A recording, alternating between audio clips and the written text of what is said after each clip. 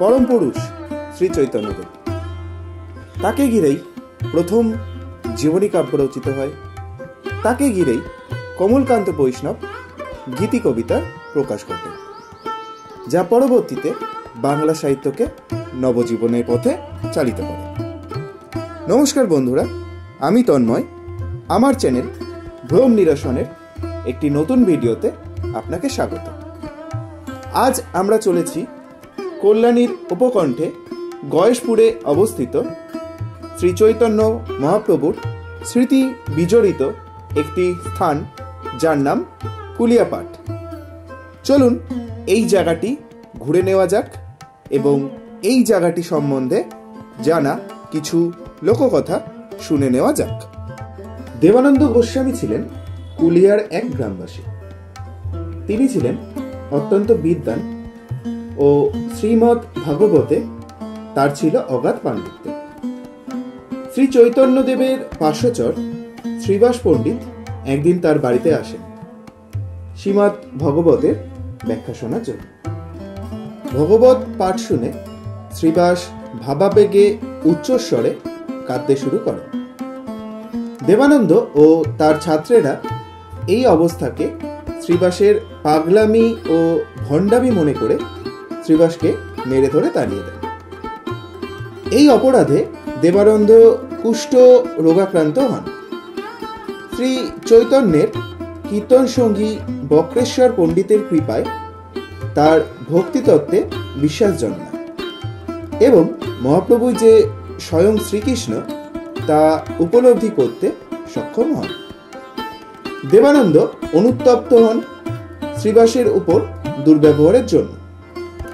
মহাপ্রভু কুলিয়া গ্রাম হয়ে কুমারহট্ট আসার সময় দেবানন্দের শ্রীপাঠের কাছে এলে দেবানন্দ মহাপ্রভুর কাছে দোষ স্বীকার করেন ও একখানা নতুন কুলোয় করে মূলো, পালং শাক ও চাল সিধা হিসাবে দেন। মহাপ্রভু দেবানন্দকে যমুনা নদীতে স্নান করে আসতে বলেন। আর আশ্চর্যের বিষয় হল, যমুনায় ডুব দেওয়া মাত্র দেবানন্দ কুষ্ঠরোগ থেকে মুক্তি পান তৎক্ষণাৎ। অন্যদিকে মহাপ্রভু ওই সিধা রান্না করে একাদশী পালন করেন ও যমুনার ধারে সারা রাত্রি ধরে কীর্তন করেন। কয়েক বছর পর এই তিথিতেই দেবানন্দ দেহত্যাগ করেন।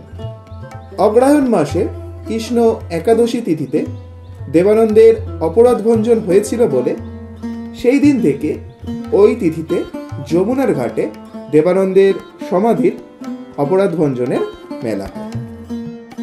স্থানীয় মহিলাদের বিশ্বাস, দেবানন্দের তিরোভাবের দিন কুলিয়ার পাটে স্নান ও বনভোজন করলে জীবনের সমস্ত অপরাধ স্খলন হয় ও জন্ম জন্মান্তরের বৈধব্য যন্ত্রণা ভোগ করতে হয় না।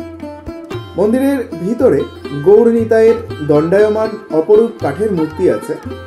গৌরনিতায়ের বিগ্রহ ছাড়াও মন্দিরে রয়েছে কৃষ্ণের কোষ্ঠী পাথরের মূর্তি, অষ্টধাতু দিয়ে তৈরি শ্রীরাধিকার বিগ্রহ ও দামোদর শালগ্রাম শিলা। এখানে মন্দিরের বিগ্রহের ছবি তোলা বারণ।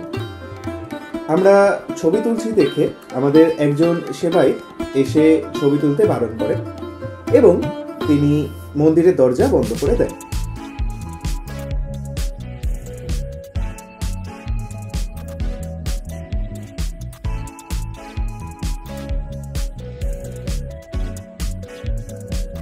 এই মন্দিরে আপনি কিভাবে আসবেন?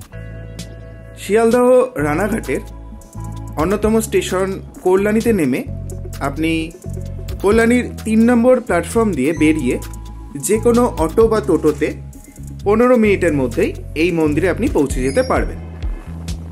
এই মন্দিরের নিয়ারেস্ট ল্যান্ডমার্ক হল টিডিকে কোম্পানি এবং আপনাকে এই মন্দিরে আসবার জন্য গান্ধী মেমোরিয়াল হসপিটালের পাশ দিয়ে আসতে হবে।